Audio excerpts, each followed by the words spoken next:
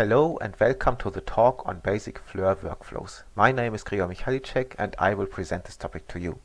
So in detail, I will first show you how to invoke Fleur with different parallelizations. Then I will discuss different problems that arise when you want to reach a self-consistent density. And finally, I will show you how to calculate a band structure and how to calculate a density of states. So, Fleur implements different parallelization schemes. So we have an MPI parallelization and also an OpenMP parallelization. And of course, these parallelizations can be controlled in different ways. The OpenMP parallelization is typically controlled by external environment variables. So in this case, we have this OMP num threads variable to control the number of OpenMP threads that we want to use. And if we set this variable to maybe 3 or so, then Fleur will use 3 OpenMP threads. And if we invoke Fleur then, so by either calling the Fleur command or the Fleur MPI command, then it will use this number of OpenMP threads. If we want to use Fleur with an MPI parallelization, we don't have to call Fleur directly, but we have to call MPI.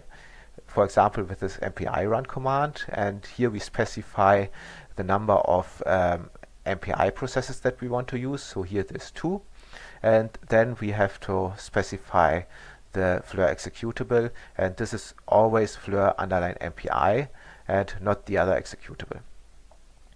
So of course, this MPI command can have different names, or we can have different commands on different machines. Also very common is the srun command or MPI exec.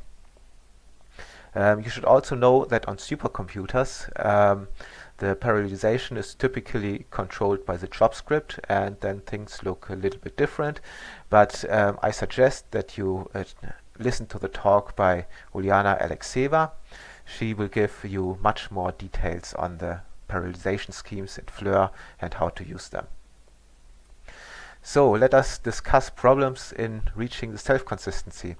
So here I have an example in which I invoked Fleur to perform 10 iterations for some system, and we see in the distance here, so this is the distance in each iteration between the input and output density. And we see that there actually is not so much progress in getting a self-consistent density here. But let us discuss what to do then. So there are actually different, there may be different reasons why this is the case. So it may just take a little bit longer to get self-consistent density, or there may be problematic physics involved that requires some assistance from the user to get the self-consistent density, or there may actually be a problem in our setup. So the most simple thing we could do is we invoke Fleur again and continue the calculation by this. And actually in the example that I just showed you, this already helps. But we are not always that lucky. So the next thing we may check is if it is a good idea to delete the mixing history files. So these mixing history files contain data from previous charge density mixing steps, and typically this data is very advantageous when used as an ingredient in the mixing process. But there are also situations where it is not a good ingredient, and then deleting these mixing history files may already help in getting better convergence behavior. And it may also be the case that our mixing scheme is too aggressive. So typically we use some Anderson mixing, and we want to change, or we may want to change this into a straight mixing and combine it with a very small mixing parameter to have a more defensive mixing algorithm. And in that case, we should also delete the mixing history files and adapt the parameters in this SCF loop tab in this Fleur input file. But we should also always check what we see in our output files, and so there may actually be some hints there on what went wrong. So we may actually be able to identify a ghost state in our output. So there are lists of eigenvalues in the output, and maybe there is some eigenvalue that shouldn't be there. Or we may see that the electrons are not where they are supposed to be, but at a different atom or so. And this may give us hints on how to change our setup to get a more benign convergence behavior. So lastly, let me mention that for large unit cells, there are also reasons that are well understood why reaching convergence is problematic. And these reasons can be partially overcome by using a preconditioner. And we have a preconditioner in Fleur that was programmed by Miriam Winkelmann. So I suggest that you also check out the Fleur documentation on this and read the paper if you are dealing with large unit cells. So now let us discuss how to calculate a band structure. So this always starts by first getting a self-consistent density. Next, we have to select an adequate k-point path for our band structure, and we have to specify this in our Fleur input file. And for most unit cells, such a k-point path is already available. It is generated by default by our input generator, and it is typically called path 2. But if you want to deviate from this default k-point path, you can also do that, and you can use the input generator again to generate an additional k-point path. So in this case, you invoke the input generator with this -imp.xml switch, and this means that the input generator will read data from a Fleur input file. And with this KPT switch, we then tell the input generator to generate an additional k-point set. And in this case, this is a k-point set for band structure calculations. So it will be a k-point path, and it will consist of 60 k-points. So we did not specify the high symmetry points along which this k-point path will be constructed. So it will be some default path in this case with 60 k-points. But we can also specify the k-point path explicitly. So this is done as this example. So with this KPTS path switch, and here we use a k-point path from the gamma point to the x point. Next, we have to set the band switch in our Fleur input file to true and run Fleur again. And Fleur will then write out a file bands.1 and a file bands.2 if you have a spin polarized calculation, and also a gnuplot script band.gnu. If you compiled Fleur with HDF5, you will also get a band.dos.hdf file. You can make use of the gnuplot script.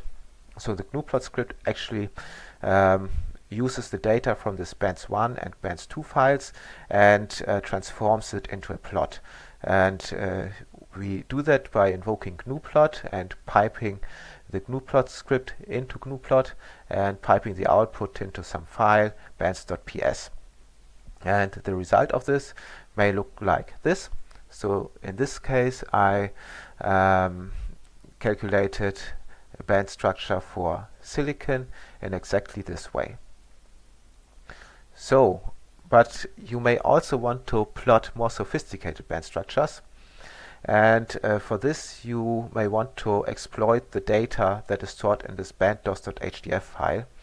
And you can comfortably do this by making use of the masci-tools. So this is a Python library that is developed in our group, and it gives you tools of extracting data from this band.dos file and plotting the data. You can download it at this link here. Down here, I show you a script that makes use of this masci-tools. And what we have here, we first import some parts of this library. Then we specify the path to our band.dos file. Then we read in the band.dos file and already specify here that we want to calculate a band structure.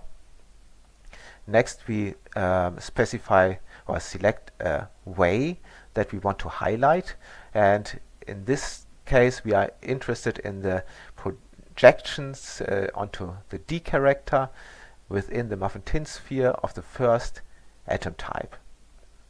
And after selecting this way, we plot the band structure. So you see that there are different parameterizations in this plotting call. First, we specify the way, and we also specify the energy window for the band structure, and there are some more things. But let us have a look at the result. The result, if you invoke it for a band.dos file for HCP Cobalt, looks like that.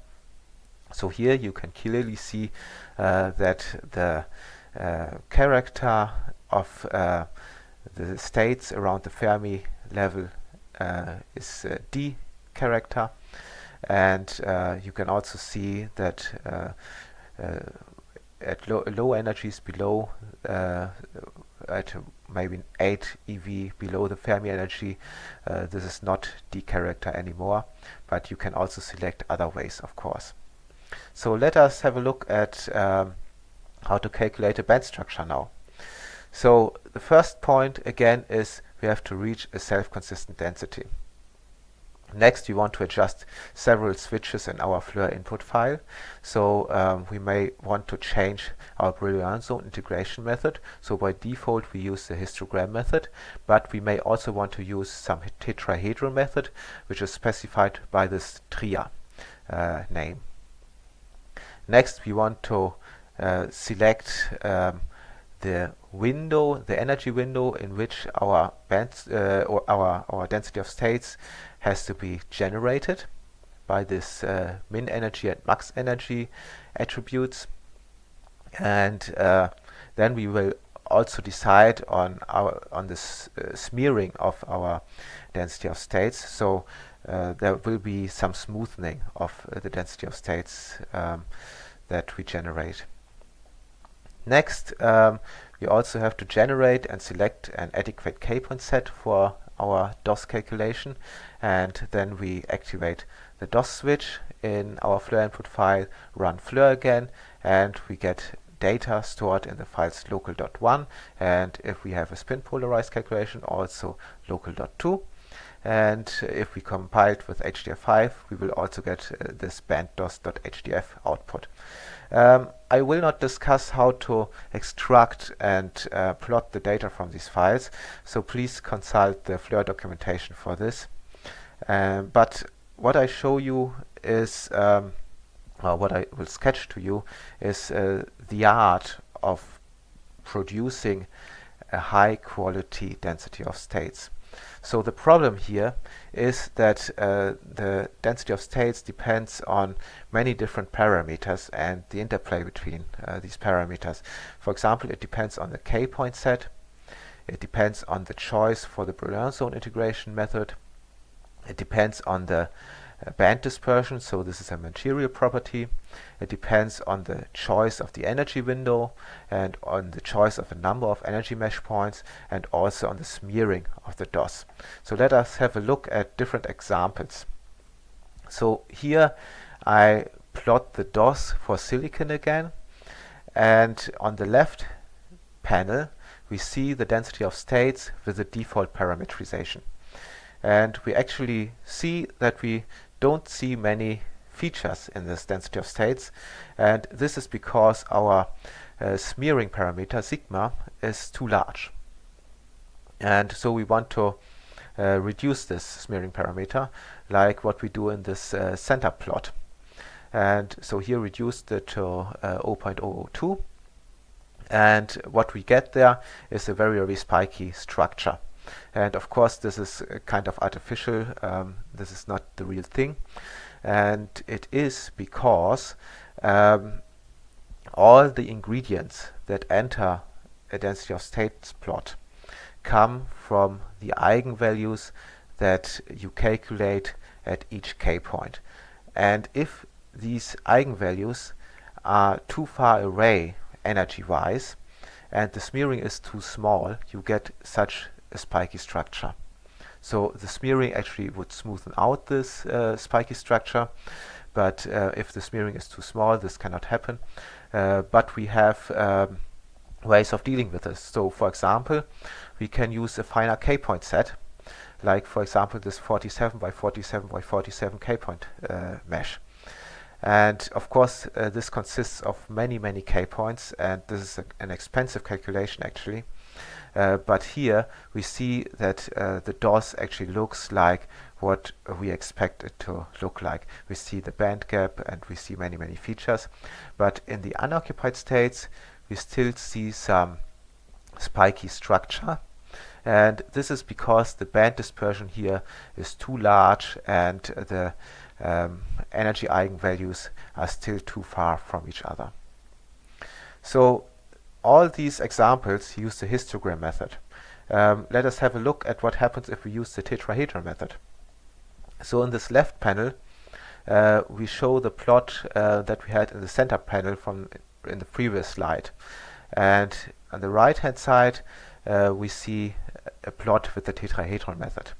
So here for the tetrahedron method we actually see that we see all the features of the DOS are very visible. We see the band gap and everything we would like to see. And actually in this case the k-point mesh that we use has the same number of points than in our histogram method. So it is not such an expensive calculation, but we actually need some special k-point set for that, and we have to define that we want to use the tetrahedron method and so. And of course there are also shortcomings on other sides. For example, the tetrahedron method tends to avoid band crossings, and so it opens gaps that actually are not there. But you can use it and produce a nice DOS plot with that, but be careful in interpreting these DOS plots. Be aware that there are artifacts from these different parameters, and make high quality density of states. So let me conclude the talk. So I showed you how to invoke Fleur with different parallelizations. I sketched you some problems when you want to reach self-consistency and how to overcome them. And then we discussed how to calculate band structures and how to calculate density of states. And with this, I want to thank you for your attention and have a nice rest of the workshop, and bye-bye.